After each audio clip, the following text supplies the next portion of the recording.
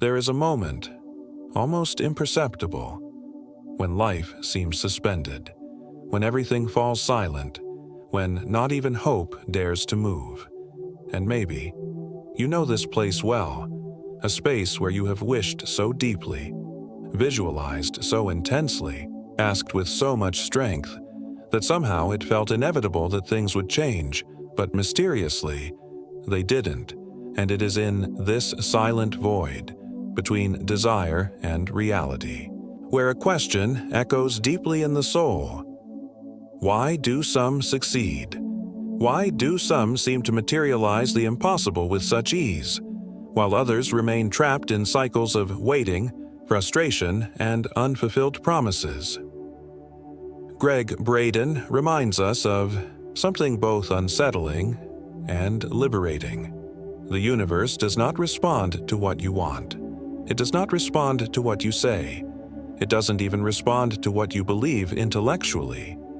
The universe, the field, the invisible, responds solely and exclusively to the frequency you sustain, to the vibration that your body, your mind, and your heart are emitting, even if you are not aware of it.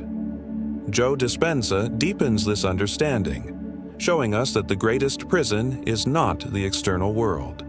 It is the analytical, linear mind, conditioned by the past, constantly trying to control, waiting, desiring, but paradoxically, creating more of the same. And here arises one of the greatest paradoxes of manifestation. Because the more you try, the more you close the door, the more force you apply, the more the field understands that you don't have it, that you are not it, that you are not living this reality internally.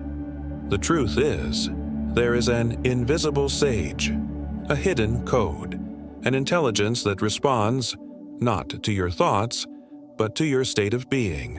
And this is what makes this reflection so necessary, because maybe the only thing separating you from the life you desire is the silence between your own thoughts.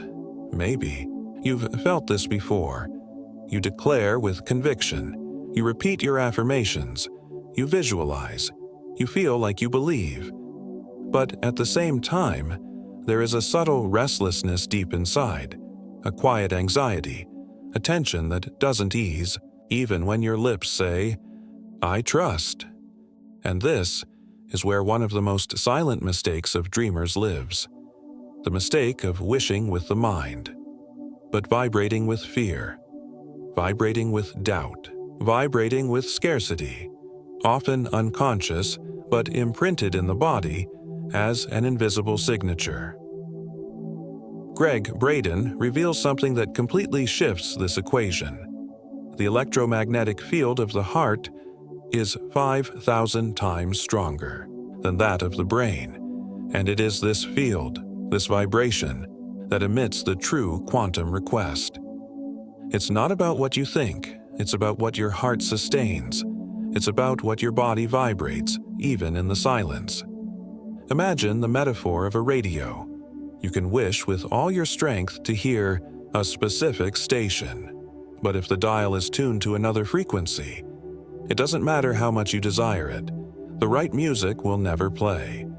And that is exactly what happens when people confuse mental intention with vibrational coherence. The desire is tuned to one frequency, but the body, the heart, the vibration is tuned to another. And the field, which does not respond to words, simply reflects what you are being. There is a place, a space, that almost no one notices. A gap so subtle, so small, that the restless mind cannot access it. It is the sacred space between one thought and another. And there, precisely, there lies the field of infinite possibilities.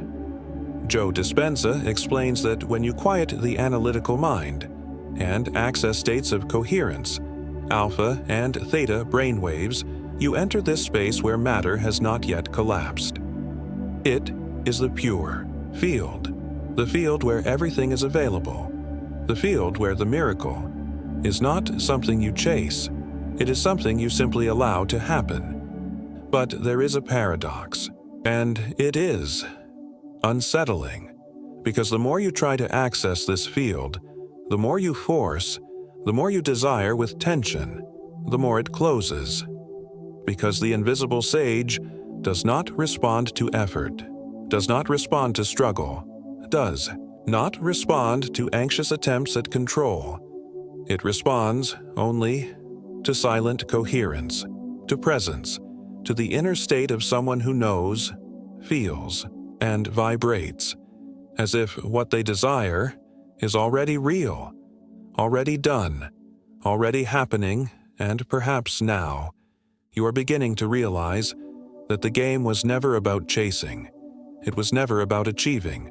It was always about aligning, about silencing, about becoming, internally, that which you are seeking externally.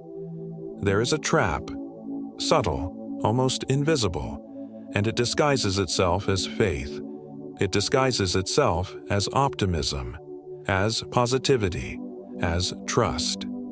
But behind this disguise lives anxiety, an anxiety that, even in silence, is vibrating in every cell, in every thought, in every breath. It's that feeling of checking too often, of constantly wondering, has it arrived yet? Is it working? Am I doing it right? And without realizing, the body starts emitting hidden signals of scarcity, restless sleep, impatience, a tightness in the chest, an obsessive monitoring of results, doubt camouflaged as optimism. Neville Goddard, in his brilliance, gives us a powerful key. He says, if you need to check whether it has manifested, it's because you have not yet become it. And this sentence cuts like a blade, because it reveals a truth that many avoid facing. The hidden code is not believing that it will come. It's not about wishing hard enough. It is about being, internally, the one who already has. It is thinking, acting, moving, living, as someone who already is, as someone who is already there, as someone who already lives that reality, even when the eyes cannot yet see it.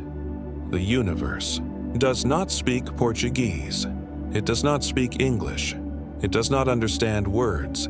It does not understand affirmations. It does not understand prayers. It understands vibration. It responds to the coherence between thought, feeling, and body. Gregg Braden reveals that in ancient cultures, like the Navajo, the Tibetans, the Aboriginals, no one prayed asking. No one said, I want.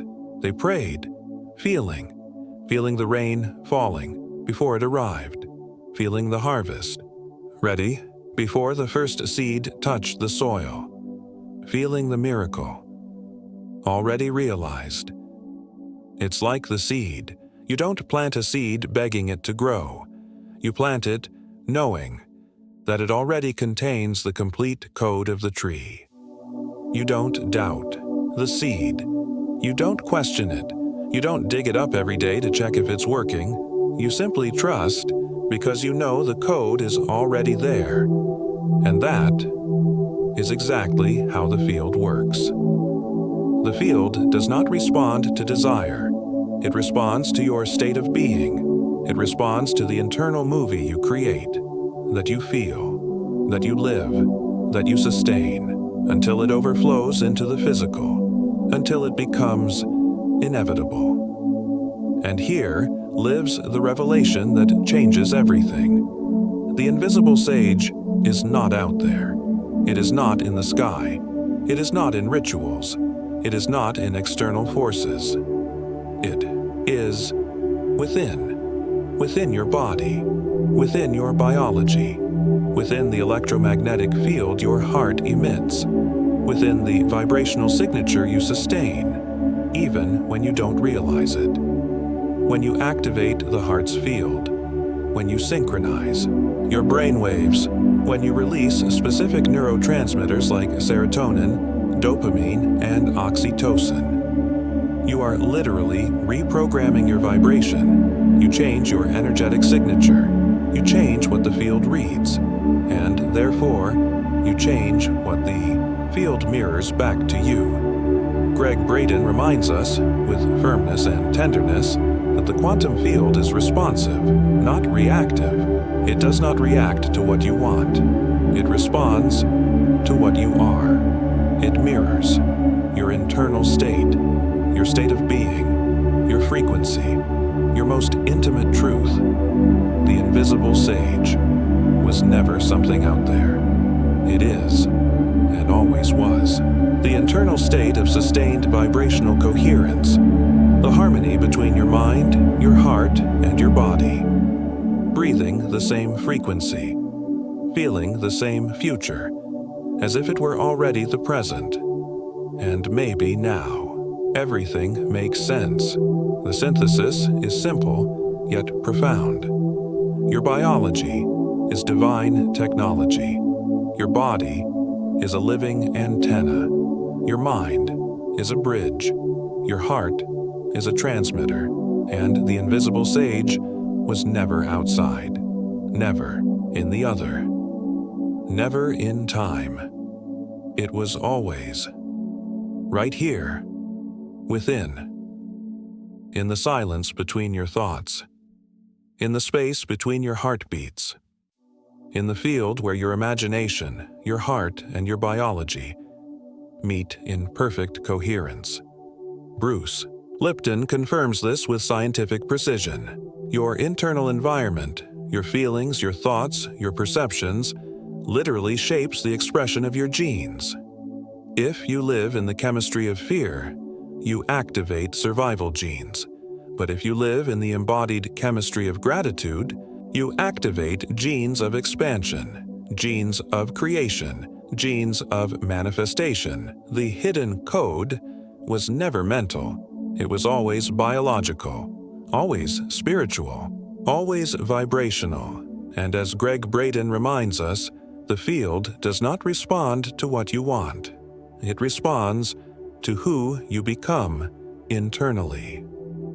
The invisible sage was never distant, never separate from you. It was always, always right here, silent, patient, waiting for the moment you remember, the moment you return, the moment you finally choose to become what has always been yours.